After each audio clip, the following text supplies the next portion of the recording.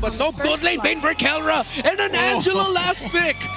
I am okay with this. Super Friends! It fits Super Friends. Look to at the pick smile Angela. on Frizz Ramirez's face! Yeah. He orchestrated this! It fits him, the playstyle of Onic. It allows Super Friends to call the shots and command from afar while he's managing the side lanes, while he's playing from behind the tower. Suddenly, he'll just show up with whomever, most likely Kelra, most likely King Kong. And you could even put the hard guard on Kirk, and it would be equally devastating. And I like that it's going in the hands of Super Friends because so far, Angela hasn't proven to be super successful yet, you know, especially when it's parked in the mid laner's hands. There's the answer, though. If Franco is also going to be picked up now for Team Falcons to round this up.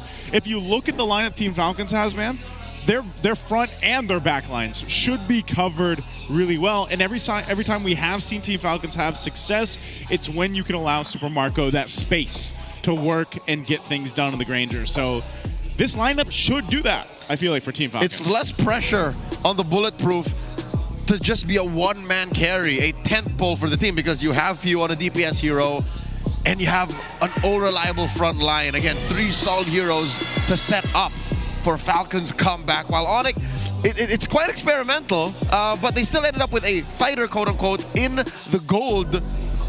And then Angela, still weeks after the many losses that Angela drafts have caused in the league. Ladies and gentlemen, welcome to game number 1.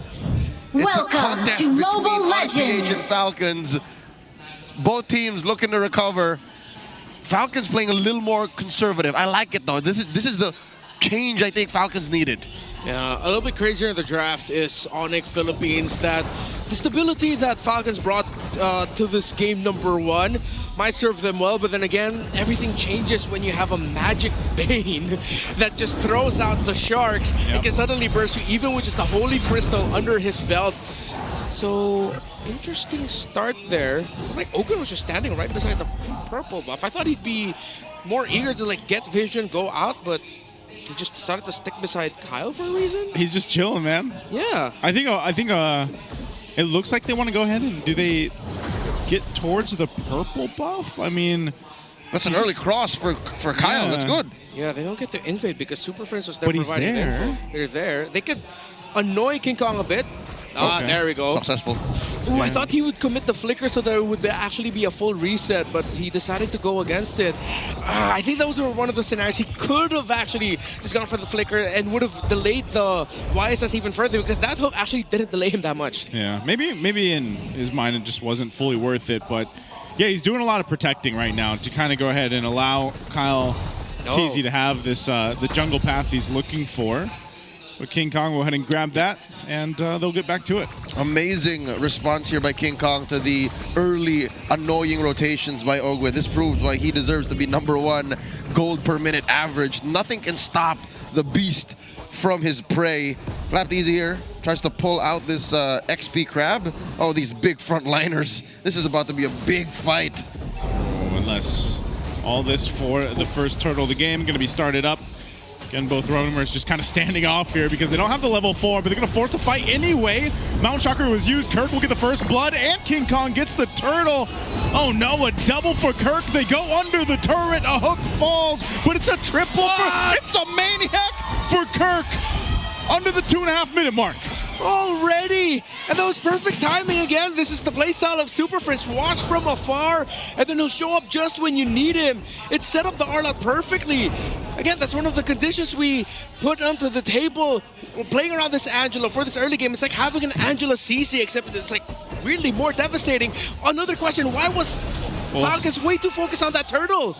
I was just going to say, man, Kirk getting that maniac, getting the 4-0 ahead of Flap TZ's Lapu Lapu, basically makes the job for Flap even that much harder now. I'm not usually one to say you should have done this, but given their lineup, given the 3 heroes that were near the turtle, they should have just delayed. They could. Yep. That's how chunky those dudes are. But then again, here we are, 2,000 gold up for Onic. That's what they gained with that first turtle and these 4 free kills on Kirk. I'm pretty sure he missed playing. Yeah, The moment KyleTzy dashed into the turtle pit, I was already scratching my head. The moment Ogwen and Few also joined him under there, it's like, why? Let's all do this together. He's like, okay, you all decide to go die on this hill, but why? Mass hysteria. Yeah. Folie à deux. They just don't know, man. follow each other. We die as one. You know what? It's not too late. KyleTzy here trying to catch King Kong. Oh. You Yeah. put that damage. Oh, there's the hook. Iron Hook's going to land on Super Prince. They'll get one kill, but they're going to have to trade it out for Kyle as Brusco picks up a kill himself. So the 1-for-1 trade, but still, you know, was that worth it? Was that worth the play there for Team Falcons? Then you take a trade of your jungler for the opposing mid laner. Okay, they'll sort of balance it out by starting the leash for KyleTzy already. So he should still be somewhat up to speed, but at this point, King Kong is unstopped.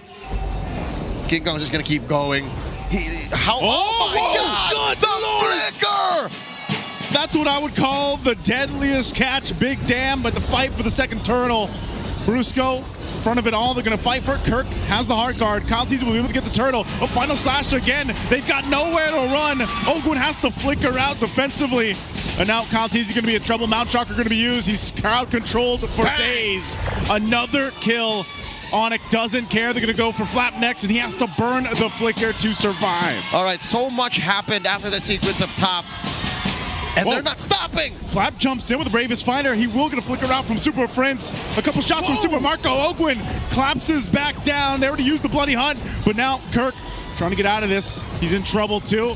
They're gonna go for it. There's the jump from Brusco, the flying cloud from Kyle. He uses the retribution to chase down Kirk, but a great deadliest catch.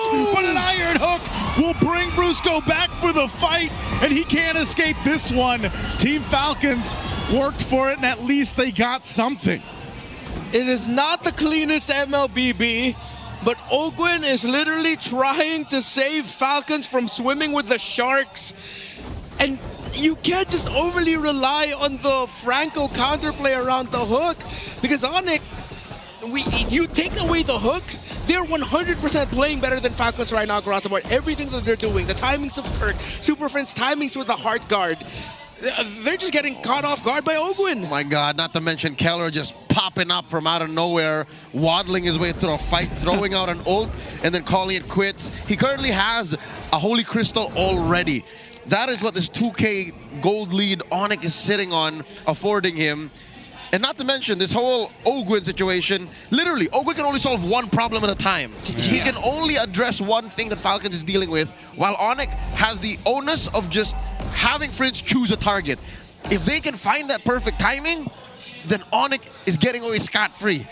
They really need to catch up FlapTzy and KyleTzy with the items, because, yeah, Ogwen's just your catch guy. He's not your main frontliner. Yeah, he's a threat, but you need the Fredrin and the Lapu Lapu to be able to hold long enough so that Falcons can fight. Okay. This is the one they're going to go ahead and start up. You can already see it here. Infinix hand cam brought to us by Infinix. They're going to force the fighting weight. Bravest fighter jumping in from flat. King Kong just swoops on in. He'll get the turtle. Kirk has the heart guard. He's going to go for the final slash play here. A jump forward. They go down, but Kirk's taken out by the Appraiser's Wrath, and now Ogwen going to be next. Brusco will pick up that one. The 1-for-1 trade, but Onic got the last turtle of the game. Kirk for Ogwen. And for those saying Kirk spent too much time setting up the perfect final slash, he did get it anyways. It's just, I think this time, Falcons used one of the main strengths of their lineup. They put up that solid front line that it doesn't matter, even if Kirk got it, and they took him down along the way. Damage isn't quite there yet for Onic. Flap needs to hold it on! Flap, what's he gonna do? Bravest fighter, but he's under the turret. Mount Shocker's gonna be used. Earthshaker, he does flicker out for the deadliest catch. Will kick them down. King Kong does get hooked though, so Ogwen able to capitalize something. Again, it's literally Ogwen saving them. That could have been a massive L for Falcons, but one hook changed it. Kirk? Oh no, Kirk does have the hard guard. We've seen Arlott do this before, 1v2. Super Marco will have to get out there with the flicker, but that might be it. Here comes the rest. Brusco making his way. What does KyleTzy do here? Is he going to be able to actually escape this? Super Prince wrapping it up. Super Marco has to go ahead and help him. Too much. Showing it down, but Kyle falls anyway. I wonder if there was a miscommunication there. What was the call? Was it really just to get the hell out of Dodge? Or was Kyle really just buying time for the rest of the map? The puppet on the string is helping reset the passive of the Demon Gaze for Arlott more. That's why this Arlot's so deadly. I was wondering why does it feel like Kirk has so many dashes? It's because the puppet on the string is resetting the Demon Gaze. This is a tailored strategy by Onic. That and the Mountain Shocker. Yeah. Those two things on demand. If I'm not mistaken, even Deadly Catch should reset it. Yeah, but in that specific scenario, it was literally just the Angela and Arlot. So if you add that, plus the ones that you mentioned as well in the team fight, it's another Lancelot at home. All right, Arlot is building up to be quite the threat in the current meta. The situation that oh no, that's a pull on a Brusco. Again, the Heart Guard going to be used, plus the Revitalize Final Slash to help him. Brusco survives, but now Kyle's in trouble. Under the turret, a sliver of health, he'll survive, but now here's the clap back. Kirk could be in trouble himself. There's a jump from Brusco, and again, the Heart Guard's available. All this, no one goes down, a whole lot of ultimates used, but Onic will make their way to go ahead and just reset. They were thinking about starting up the Lord, but they didn't take it. 3K down. Falcons are doing well to maintain map parity. Yes, they have lost tier 1s up top and bottom, but keeping mid. Yes, it is the most easily defendable inhibitor lane, but keeping mid allows for Onic to stay honest for this Lord take. Oh, there's another one. Another hook. This time it should be a kill. They go in, throw everything at Brusco, and he's gone. So now Onic down a member. Super Fringe pushing at that top side. He can join this fight anytime he wants, and this is another one. Ogwyn lands another hook. Kirk has the Heart Guard. He's going to use a Final Slash. They're going to force them off the Lord. They're going to fight for it. It comes down to it. Kyle gets the Lord, but they have to win the fight. Few solo, but finally Kirk goes down, and Team Falcons finds some flight in this game. That fight lasted so long that Frinz had the time to get out of there after the Heart Guard and let Kirk die alone. He still was able to flicker out, but you see the massive problem that is the Arlot and the Angela. Yeah, when I saw the Arlot get closer, I was like, okay, that's actually bad for you because now Super Marco and Few are within Final Slash range. Good thing Falcons was able to answer it right away. Onic, though, still very much within range of turning this game around, but Ogwyn, literally the savior of Falcons right now. Little by little, the master is showing that he could 100% be back. Brusco with the conceal. Brusco with the conceal, charging up the Unbreakable. He has Kirk there too, joining him. Heart Guard's going to be used from Super Frince. There's the Final Slash, but Brusco's taking too much damage. The AOG, a nice flicker. Few still going. The rest of the team, King Kong from the backside. He's going to be able to find Ogwyn. They take out two. Kyle drops down the Appraiser's Wrath, and no one falls from Onic. Falcons got caught with the flank. Again, this is just one of the main weaknesses of a lineup that relies too much on the single pickoff. If your front or your back isn't protected, Onic can dismantle you. Oh no! Marco You're and King. fine. Yeah, Super Friends. Call him Pegasus. The man has a Millennium Eye on him. He sees everything right now. All the potential possibilities. Heart Guard always on point. And yeah, Arlot and Angela together, that's a new combo for everyone's ranked games if you haven't used it yet. And I love Duel Masters. It's so good how they're playing this. Like, Kirk feels like he could keep fighting forever as long as he has his Heart Guard up on him. But the one weakness is it's not that good damage-wise. They still need to have King Kong or Kelra in the vicinity. Yeah, you just need to make sure that if Kirk's gonna commit, you got another damage dealer because he can only do too much. He's not really going to finish the job for him if he's the one to initiate. He needs someone else to back him up. Let's look at the gold laner, still very close in terms of the gold. We really haven't felt Kelra's Bane just yet, despite that one play where he flickered to the face of Super Marco. Another close hook there by Ogwyn, but he is up to a Divine Glaive.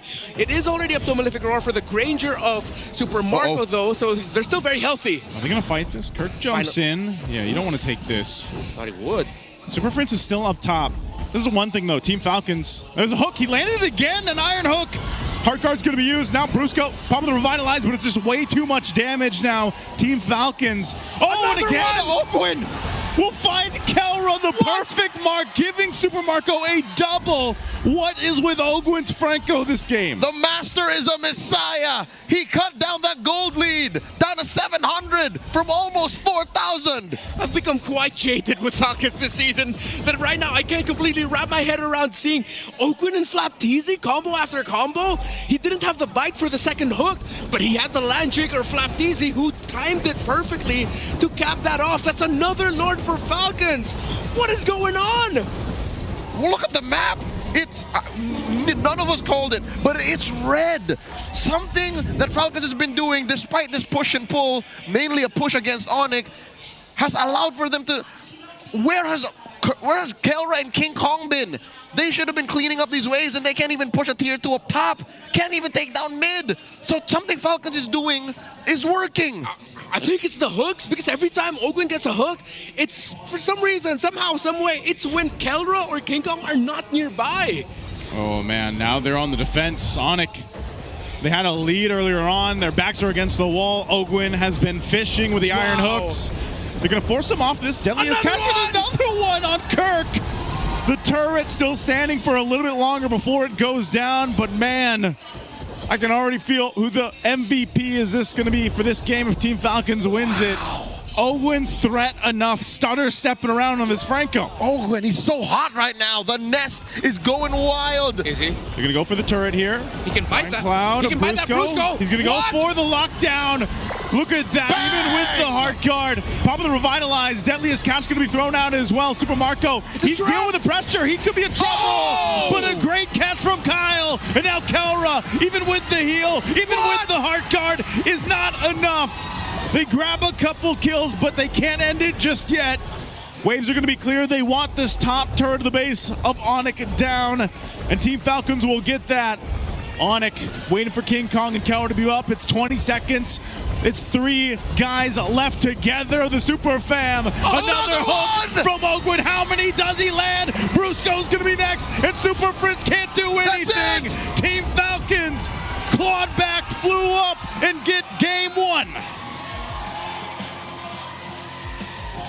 They hook a win from out of nowhere. Falcons take game 1. The master is back.